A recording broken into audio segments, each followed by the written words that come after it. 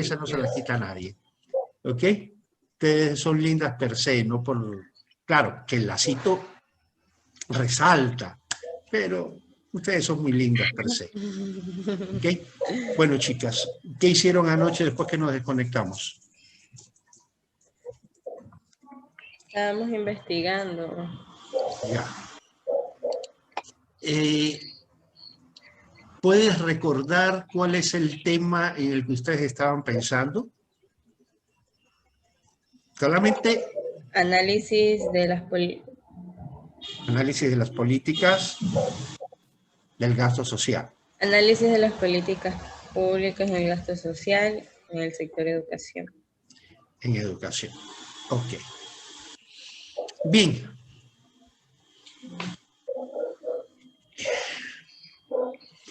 Vamos a ver un poquito de cifras sobre América Latina y sobre Ecuador. Solo algunas cositas que nos van a ayudar a entender. En primer lugar, ¿cuál es la finalidad de toda política económica?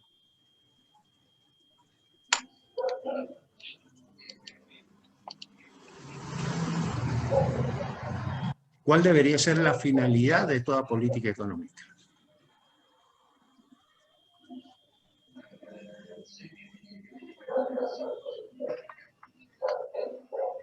¿Qué piensas, Tamara? ¿Qué es lo que debe buscar toda política económica? Un equilibrio económico. Un equilibrio económico. ¿Y tú, Melanie?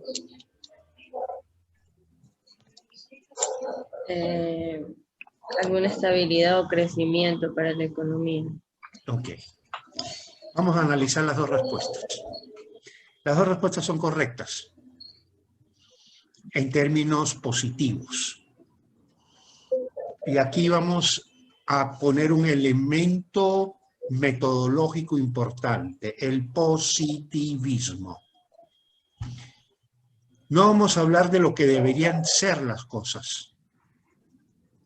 Vamos a hablar de lo que son las cosas. ¿Ok? En Ecuador, la política económica siempre ha buscado un equilibrio. Es decir, siempre han sido políticas de corto plazo. No hay políticas de largo plazo. ¿Por qué razón? Porque en Ecuador nunca pensamos en el largo plazo. Y cuando pensamos en el largo plazo, que es cuando se mete en los planificadores, pensamos en el largo plazo al revés o lo hacemos mal. ¿Ok?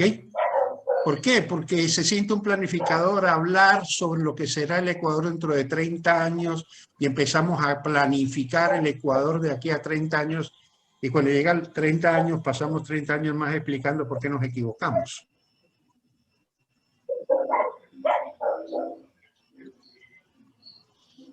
¿Ok?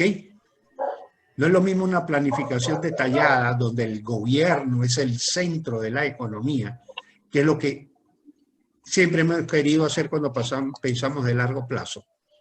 Y el gobierno es todo. Y otra cosa es una visión de largo plazo en una economía social de mercado, donde es el mercado el que conduce a la economía y la política simplemente va poniendo los incentivos necesarios para que el mercado logre sus objetivos.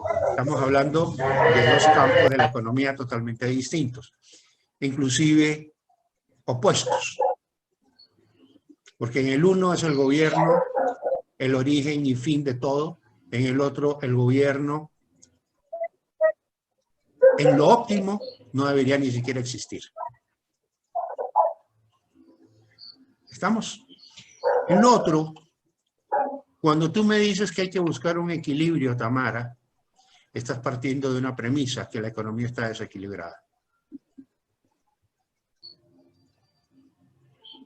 En otras palabras, si estamos buscando un equilibrio, estamos hablando siempre de políticas coyunturales, la política del bombero. Hay un incendio, vamos a apagarlo. Y la verdad que nuestras economías siempre han estado encendidas, han estado quemando. ¿Ustedes recuerdan algún momento donde la economía no se esté quemando? Siempre pensamos en el corto plazo, porque siempre el gobierno pensando cómo termina el año y cómo financia el presupuesto, y cómo logra financiar el presupuesto el próximo año, y cómo vamos a pagar la deuda el próximo año, y qué tenemos que hacer para resolver los problemas de corto plazo. Nunca tenemos visión de largo plazo.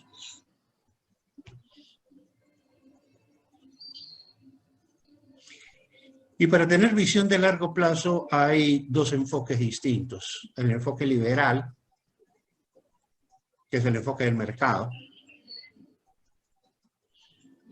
y el enfoque que hemos seguido en América Latina siempre, un estructuralismo donde al Estado se le da el protagonismo.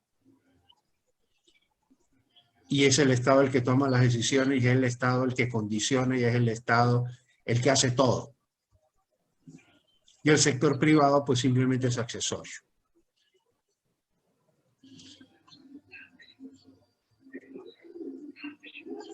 Vamos a ver un poquitito cómo nos ha ido a nosotros. Y vamos a ver cómo le ha ido a otras economías que han pensado diferente que nosotros. Lo vamos a hacer en un tiempo muy cortito. Esto podríamos volverlo a ver mañana con un poco más de profundidad. Mañana es domingo. Si ustedes quieren, yo estoy dispuesto. ¿Ya?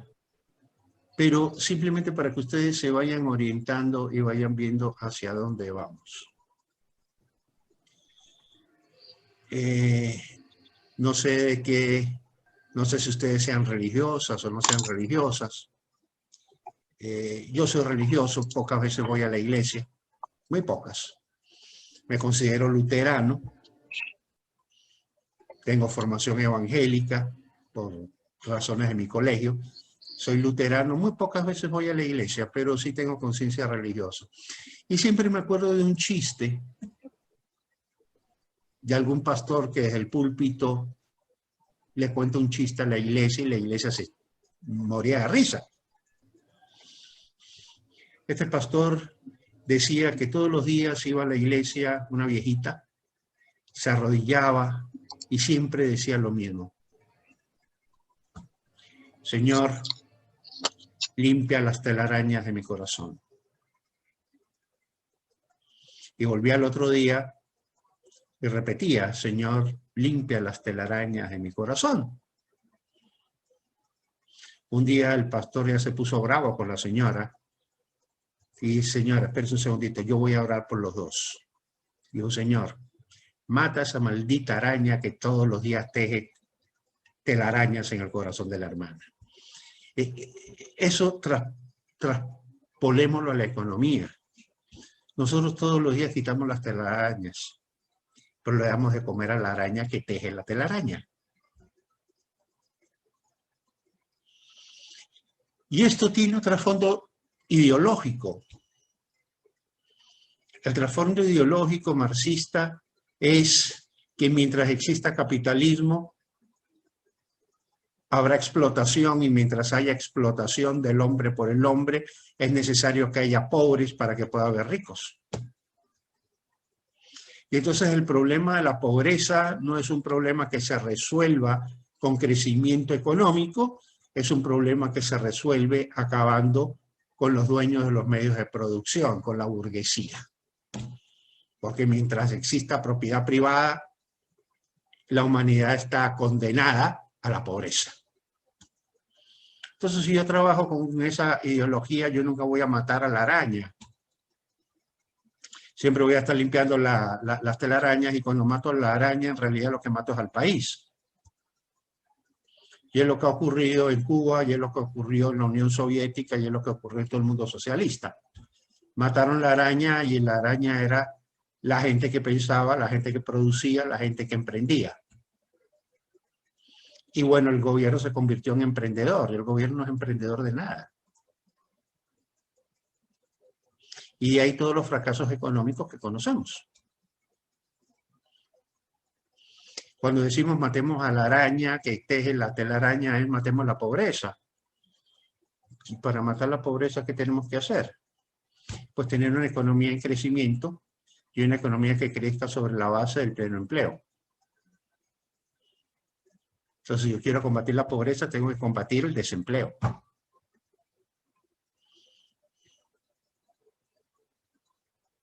Y si me preocupa las distorsiones del ingreso, a mí no me preocupa, no me quita el sueño realmente, pero si nos preocupa eso, ¿cómo podemos mejorar el ingreso de los salarios más bajos?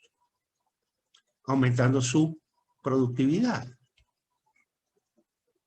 Y ahí viene entonces el gasto en educación. Ustedes se preocupan en el gasto social, se preocupan en la educación. Pero la educación es importante verla en términos cuantitativos, de cuántos estudiantes hay y de cuánto gastamos en cada estudiante. Pero nunca enfocamos la educación en términos cualitativos. Es decir, ¿qué estamos haciendo con los estudiantes? Los estamos llenando de materias, simplemente aquí están las materias, este es el pensum, estos son los sílabos, estos son los contenidos, y vamos a meterle esto en la cabeza, los vamos a embutir con todo esto. Y la pregunta viene, ¿eso para qué? ¿Qué logramos con todo eso que le estamos metiendo en la cabeza? ¿A dónde los estamos llevando? ¿Cuál va a ser el producto final? Entonces, todas esas preguntas nos las vamos a responder de alguna manera viendo resultados en distintas economías. Economías donde ha habido resultados diferentes. Vamos a ver algo de eso.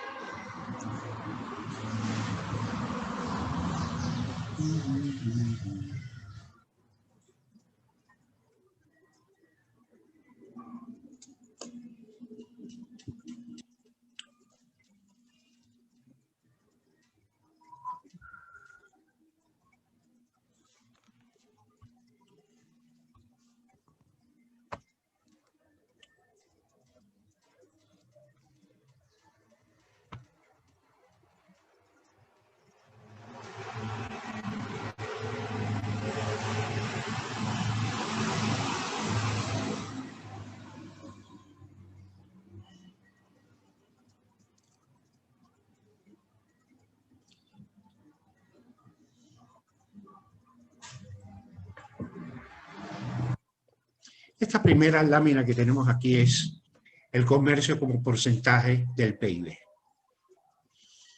¿Qué cosa es el comercio? Bueno, el comercio no es más que una cadena de agregación de valor. A los marxistas no les gusta hablar de comercio, porque dicen que el comercio no agrega valor, pero el comercio sí agrega valor.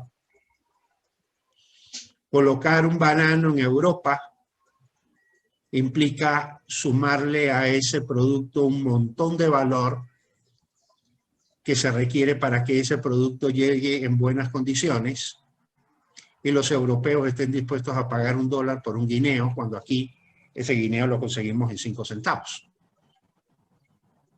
O sea, el europeo no paga $1 por el guineo por gusto. ¿Estamos? Aquí tenemos América Latina y el Caribe, en la línea roja, y arriba está Singapur. ¿Qué me muestra esto? Singapur es un caso exagerado. Hay algunos países europeos que se parecen a Singapur. En América Latina el que más se parece a Singapur es Panamá. Pero Singapur es un caso exagerado. Este es el porcentaje del comercio como porcentaje del PIB. Observen Singapur. 1980, 410. Aquí estamos, el año 2010, 437. Aquí al año 2018 estamos por arriba del 300% del PIB. ¿Qué significa eso? Que Singapur, por cada dólar que produce, comercia 3 por lo menos. Es una economía abierta, muy abierta, tremendamente abierta. ¿De dónde sale el éxito de Singapur?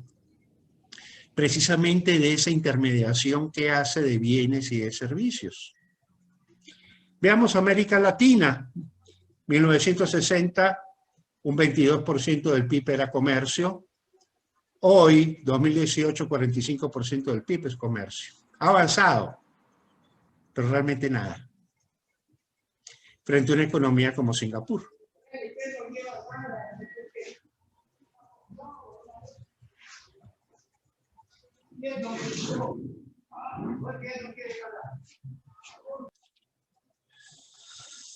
Aquí, ¿cuál es la economía más abierta de todas?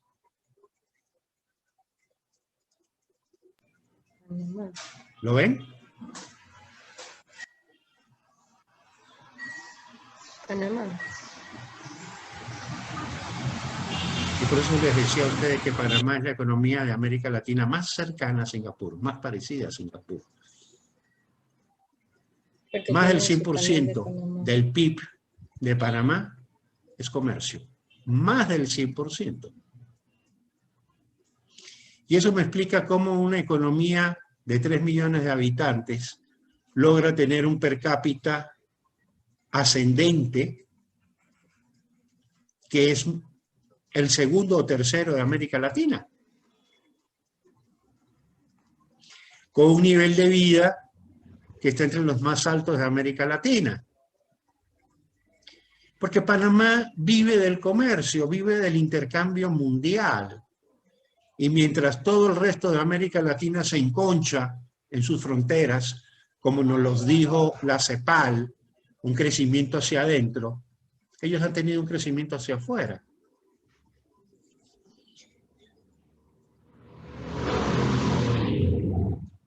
Este que ustedes tienen aquí es Cuba. Y es interesante, porque entre 1970 y 1990 más o menos, el 80% de la economía cubana era comercio. Pero ¿qué pasa aquí después de 1990? Miren lo que pasa con la economía cubana. Se viene abajo.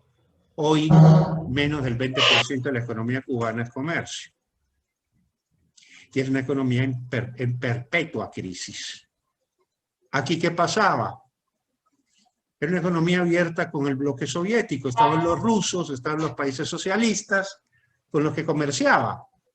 Se cerró el comercio con la Unión Soviética, que dicho de paso pagaba subsidios a Cuba,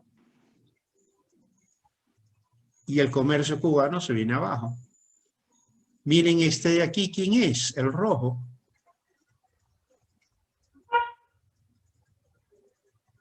Chile. Es Chile.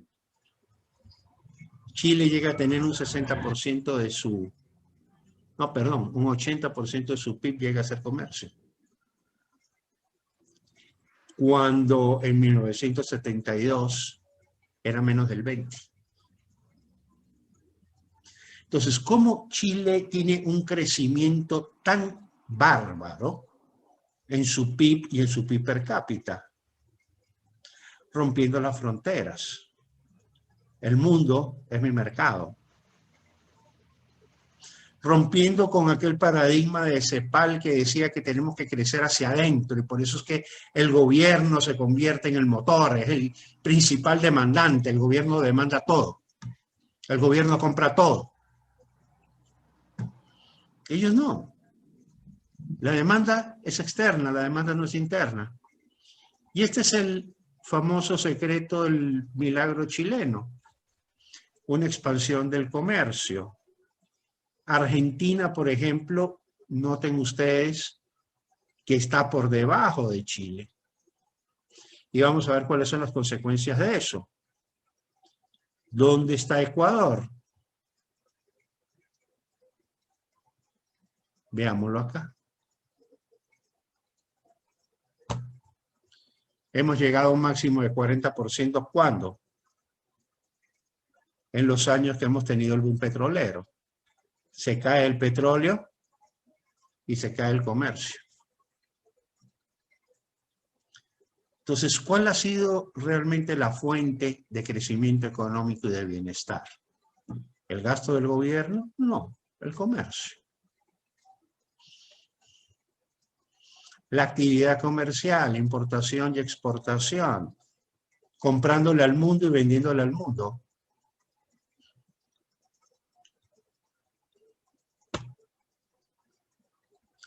Estas son las exportaciones como porcentaje del PIB. Solamente las exportaciones. Si ustedes se dan cuenta, Singapur llega a tener exportaciones que está por arriba del 200% del PIB. ¿Quién tiene un modelo similar a Singapur? Panamá. Se desacelera el comercio exterior, se desaceleran sus exportaciones a partir de la crisis de 2014-2015. Miren dónde está América Latina. Acá abajo. Aquí estamos nosotros también, América Latina. Seguimos con un modelo de los años 50. Seguimos todavía pensando lo mismo, que el desarrollo es el crecimiento del gasto. Y vamos a ver las consecuencias sobre el PIB.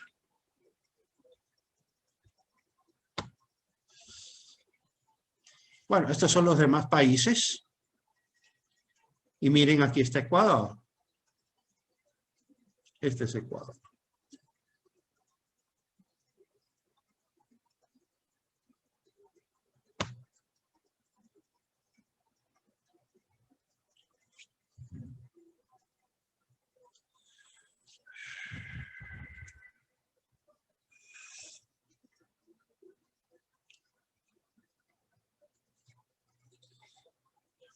Habíamos ya hablado de Singapur, pero no habíamos hablado de Corea. Miren a Corea. 1960. Las exportaciones de Corea eran apenas el 2% del PIB. Miren lo que pasa ya a nivel de 2015. El 54% del PIB de Corea son exportaciones. ¿Cuál es la base de crecimiento de la economía coreana? Simplemente las exportaciones. Vean Venezuela. Esa Venezuela rica. Claro, Venezuela tiene un problema. La volatilidad de su comercio exterior. ¿Y por qué es tan volátil? Porque solamente produce pocos productos para exportar y sus precios son también volátiles. Miren Argentina. Argentina va cayendo en su comercio exterior. Y conforme cae en su comercio exterior, su crisis se profundiza.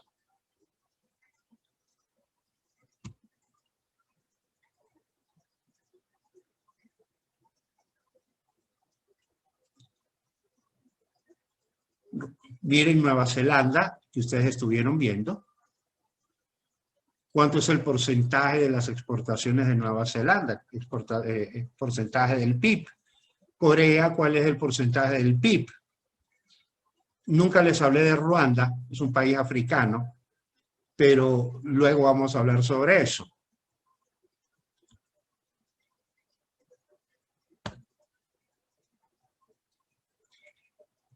Este es acceso a la electricidad. Miren Panamá. ¿Con qué velocidad crece? Bueno, este no lo vamos a... Cobertura eléctrica de la población.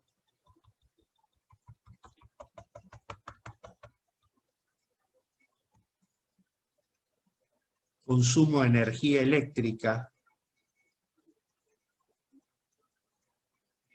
El consumo de energía eléctrica es un buen indicador de desarrollo. ¿Por qué? Porque el consumo de energía eléctrica me define, por un lado, el consumo, la calidad del consumo de las familias. ¿Ok? Si yo tengo un nivel de consumo alto, se supone que las familias tienen en sus hogares un televisor, tienen radio, tienen una refrigeradora en donde conservar sus alimentos, tienen iluminación, tienen ciertas comodidades. Pero también tengo una industria, porque la industria se mueve con electricidad. Entonces, la electricidad me va marcando un buen indicador de desarrollo. ¿Cuál es el país que mayor consumo de electricidad tiene en América Latina hasta el año 2002?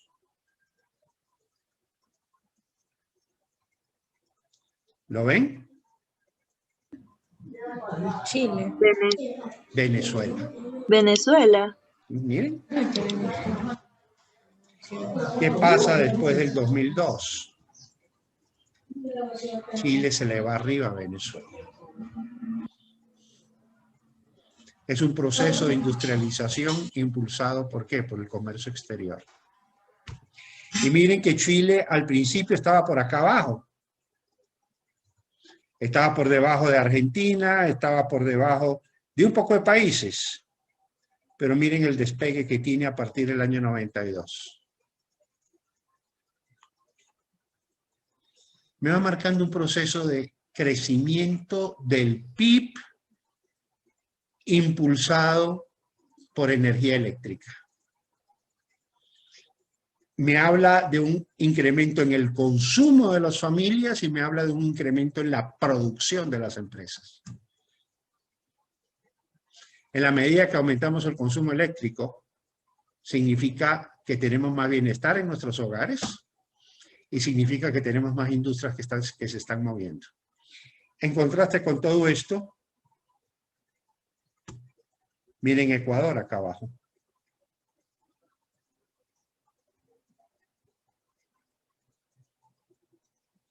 Y miren a Cuba acá abajo.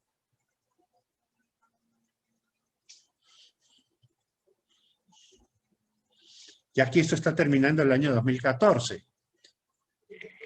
Hay que buscar cifras más actualizadas, sí.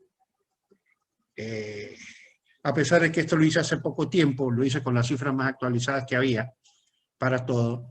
Pero si yo comparo aquí Ecuador con Venezuela, o si comparo Ecuador con Chile, observen que en 1971 Chile apenas estaba por arriba de Ecuador. Miren qué distancia ha tomado con Ecuador.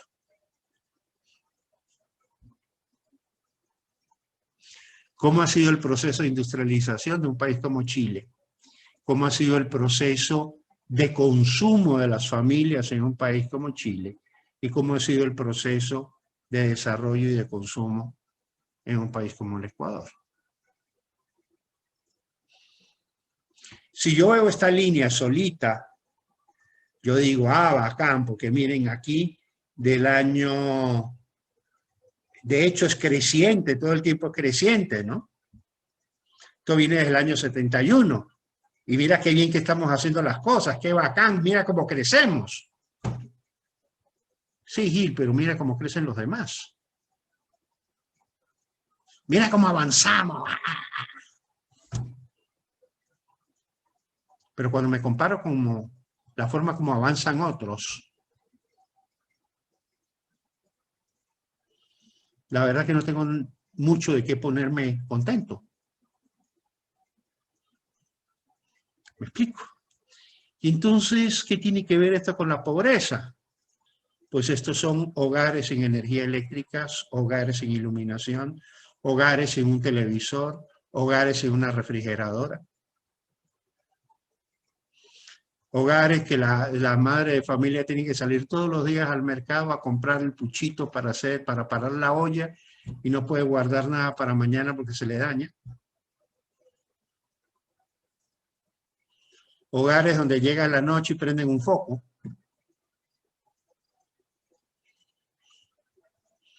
Porque no hay más. ¿Chile estaba como nosotros? No, no tanto como nosotros. pero miren la diferencia que hay hoy.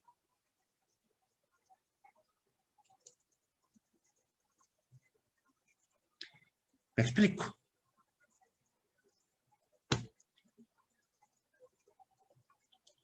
Esto es kilovatio hora por habitante. Miren, Japón. Y aquí hay algunos países que es interesante ver. Este es Singapur. Este es Venezuela. Y bueno, aquí no está Ecuador, no puse Ecuador, pero Ecuador definitivamente está por debajo de Venezuela. Miren ustedes Corea, miren Singapur, miren Japón y miren Chile.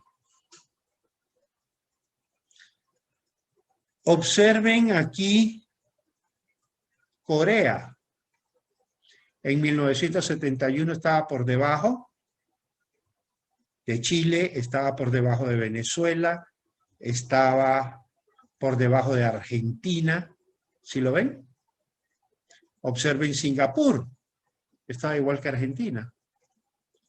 Miren estos tres países hoy, en términos de energía, consumo de energía eléctrica por habitante, y miren lo que es América Latina, está acá abajo.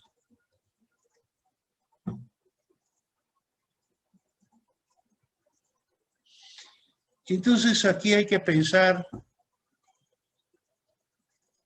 compararnos con América Latina es importante, porque hay países de América Latina como Chile, como Panamá, como Uruguay, como Costa Rica, que han hecho las cosas mucho mejor que nosotros. Pero si nos comparamos con otros países, con otras economías del mundo, es como para sentir vergüenza.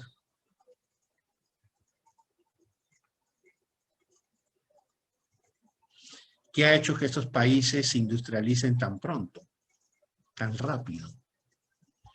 ¿Cómo han logrado niveles de industrialización tan altos? ¿Y qué es lo que ha impedido que nosotros nos industrialicemos igual?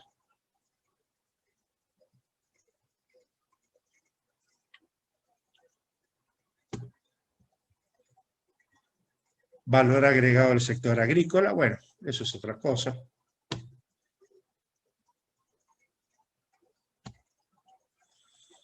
Balanza comercial de bienes y servicios como porcentaje del PIB.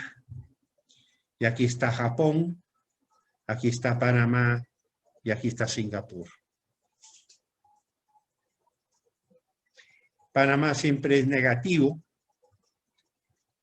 porque es una economía fundamentalmente de servicios, pero vean ustedes Singapur.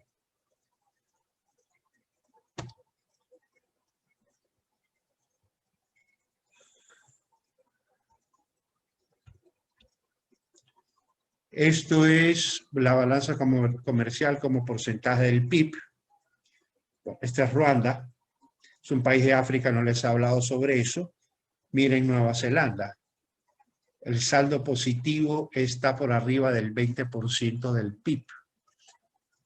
El porcentaje que Ecuador tiene de exportaciones lo tiene Nueva Zelanda, no de exportaciones, sino de saldo comercial, del saldo de la balanza. Miren Corea, está cerca del 40%. Miren Luxemburgo. Tampoco les he hablado de Luxemburgo. ¿Ok? Pero son temas que vamos a ir viendo poquito a poco.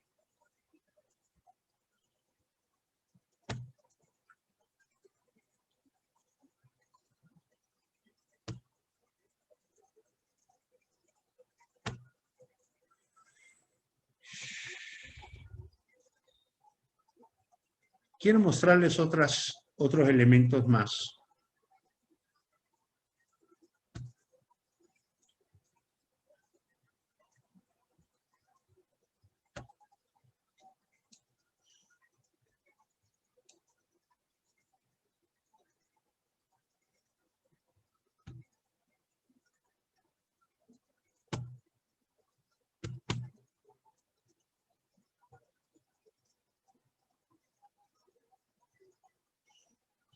¿Lo están viendo en la pantalla o no? Sí, Sí, sí se ve, profe. Les voy a mostrar la evolución de América Latina. No sé si cuando fuiste mi alumna Melanie, yo les mostré esto. No creo que se lo haya mostrado a ustedes, porque esto lo hice hace 2 años o 3 años. Este cuadro que tenemos aquí es América Latina en 1950.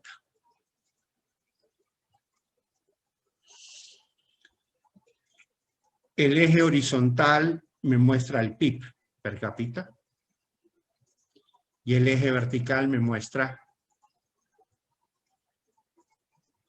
el consumo de energía. Entonces, los países que están más arriba son aquellos que tienen un PIB per cápita más alto y tienen un consumo de energía más alto. Los que están más pegados al eje son los países más pobres, que tienen un PIB más bajo y tienen un consumo más bajo. Fíjense ustedes en los años 50, cuáles eran los países más desarrollados de América Latina. Venezuela, miren dónde está, con un PIB mayor que el de Argentina y con un consumo también de energía mayor que Argentina. Hay otros indicadores que no lo colocan tan arriba, pero Venezuela era un país tremendamente desarrollado en ese momento. No en términos de calidad de vida, porque era un país que emergió muy rápido, pero sí era un país que tenía muchísimas posibilidades de crecimiento. ¿Cuáles eran los otros países que estaban allá arriba? Argentina, Uruguay, Cuba, Chile. Panamá tenía otras características que son muy diferentes. De Panamá lo vamos a dejar a un ladito por ahora. Pero estos eran los